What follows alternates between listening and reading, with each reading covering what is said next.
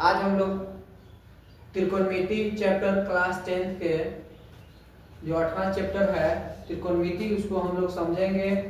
प्रश्न संख्या 1 है, प्रश्नावली 8.1 में एनसीईआरटी बुक का है, जिसमें प्रश्न संख्या 1 को हम लोग हल करेंगे।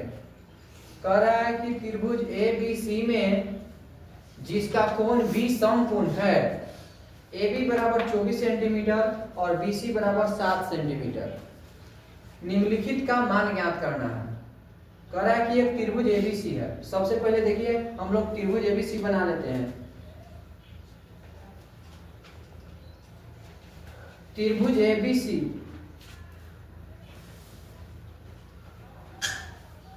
सबसे पहले हम लोग एक त्रिभुज बना लेते हैं, ए बी और सी। अब चलते हैं प्रश्न के अनुसार। त्रिभुज ए बी सी में त्रिभुज ए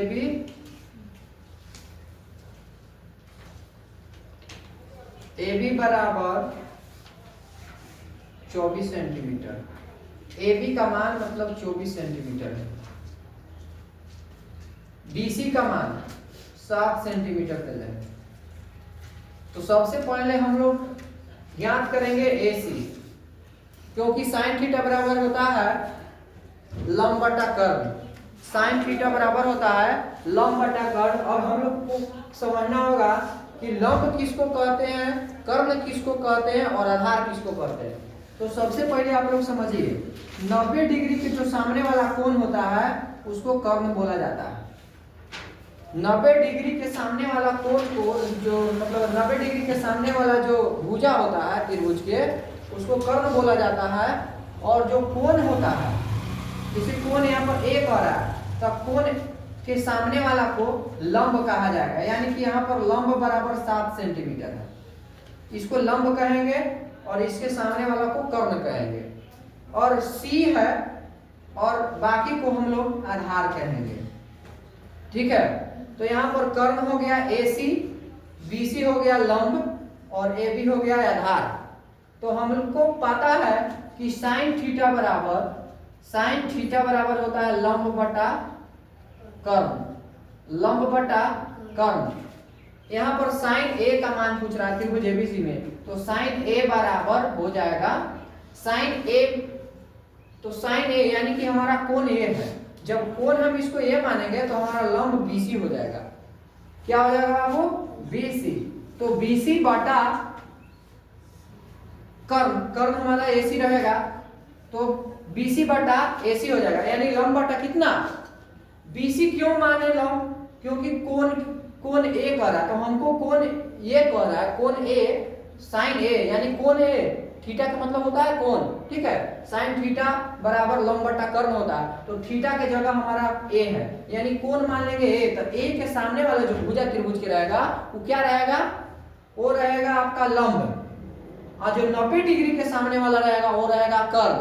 अब जो बाकी बच रहेगा वो आधार रहेगा, क्योंकि त्रिभुज में तीनों को भुजा होता है, लंब, आधार और कर्ण। सबसे बड़ी भुजा कौन सी होती है? कर्ण होती है।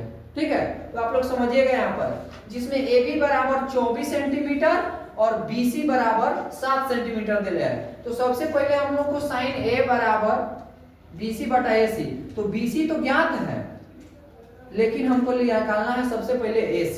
तो सबसे पहले AC यानी कर्ण ज्ञात करने के लिए हम लोग पाइथागोरस प्रमेय जानते हैं।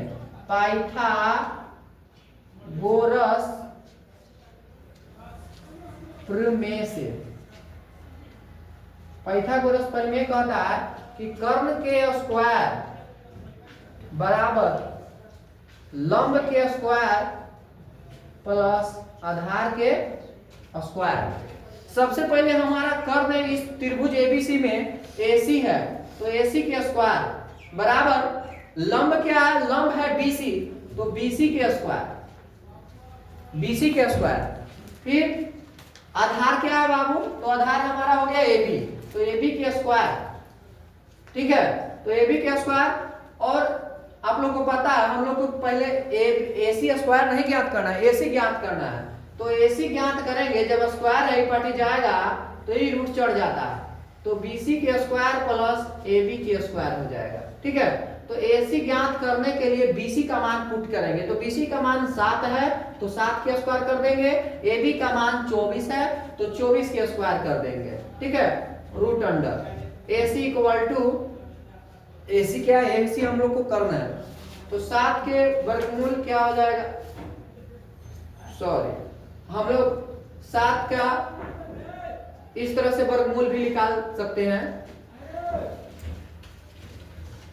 स्क्वायर आता है तो रूट के अंदर से निकालते हैं तो स्क्वायर हट जाता है। ठीक है, तो आपका AC बराबर हो जाएगा 27 और 3 24 7 31। AC बराबर 31 सेंटीमीटर आपका हो जाएगा। 31 बराबर AC बराबर 31 सेंटीमीटर आपका हो जाएगा, क्योंकि आप 7 के करेंगे वो स्क्वायर करेंगे तो 49 हो जाएगा हो। 24 का स्क्वायर करेंगे तो 500 कितना हो जाएगा 76, तो 576 और 49 जोड़िए, इसको वर्गमूले निकाल लेते हैं। 749 आप प्लस 24 के स्क्वायर 4 चौका 16 4 दूनी 8 1 9 4 दूनी 8 4 दूनी के 2 दूनी के 4 6 की 6 और 8 9 17 7 4 1 5, यानी कि हम 576। तो 576 है, 576 और 49 को जोड़ दो 9 5 7 4 11 12 5 1 6, यानी रूट अंडर कितना आ जाएगा 625 आ जाएगा।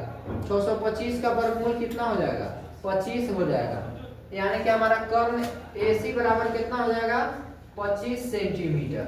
क्या हो जाएगा 25 सेंटीमीटर, 25 सेंटीमीटर हो जाएगा। ठीक है, तो हम लोग को BC मालूम हो ही गया, BC का मालूम हो ही गया, AC मालूम हो ही गया, BC तो पहले ही से दे लेता। ठीक है, तो अब हम लोग को क्या ज्ञात करना है, ज्ञात करना है हम लोग को साइन A। तो यहां पर देखिए साइन A हम लोग ज्ञात करेंगे। तो साइन A बराबर होता है लंब BC बटा AC। तो BC का मान है 7 और AC का मान आ गया 25, यानी कि ये हो गया 7 बटा 25।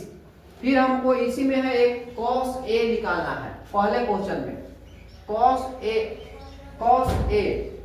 तो cos सबसे पहले समझिए, तुम लोग को बताया थे लाल बटे काका, लाल बटे काका, यानी कि साइन थीटा के लिए लंब बटा कर्ण होता है और cos थीटा के लिए आधार बटा कर्ण होता है। तो इसको हो जाएगा आधार बटा कर्ण, और tan थीटा के लिए लंब बटा आधार होता है। तो सबसे पहले हम लोग आधार बटा कर्ण वाला को बना के देखते हैं। तो इसमें cos A, यानी कि हमारा ये क्या हो गया बाबू, BC जो है हमारा क्या हो गया लंब हो गया, BC क्या हो गया लंब हो गया, लेकिन इसमें लंब की जरूरत नहीं है, किसकी जरूरत है आधार के। तो आधार AB ना है जी, तो AB बटा AC हो जाएगा। AB का मान 24 है और AC का मान 25 है। तो हमारा पहला का आंसर हो जाएगा साइन A बराबर 7 बटा 25 और कॉमा साइन cos A बराबर 24 बटा 25, यही हमारा आंसर हो जाएगा। ठीक है, इसमें एक और क्वेश्चन है दूसरा, sine C comma cos C, sine C comma cos C। लेकिन इसमें देखिए, इसमें अब कोण जो है, अब इसमें कोण C को माना, तो जब कोण C होगा तो कोण C के सामने वाला क्या हो जाएगा कर्ण हो जाएगा, है ना। कोण C के सामने वाला कौन हो जाएगा कर्ण, यानी AB इसमें क्या हो जाएगा कर्ण हो जाएगा। क्या हो जाएगा इसमें साइन C में AB कर्ण हो जाएगा, यानी लंब बटा साइन, लंब बटा कुछ होता है, लंब बटा कर्ण होता ना हो। तो साइन C नहीं ये कर्ण है AB, AC तो कर्ण होबे करेगा, लेकिन जो कोण रहता है उसको सामने वाला लंब होता है। तो C कोण कर रहा है तो लंब हो जाएगा AB, तो AB बटा क्या हो जाएगा AC। तो AB का मान कितना है, AB के मान है आपको 24 और AC का मान कितना है तो 25 है। ठीक है, अब हम लोग निकालेंगे cos C। तो cos C बराबर आपका हो जाएगा आधार बटा कर्म, आधार बटा कर्म, तो आधार क्या है, आधार आपका आधार हो जाएगा BC, तो BC आपका आधार हो जाएगा, कर्म हो जाएगा AC।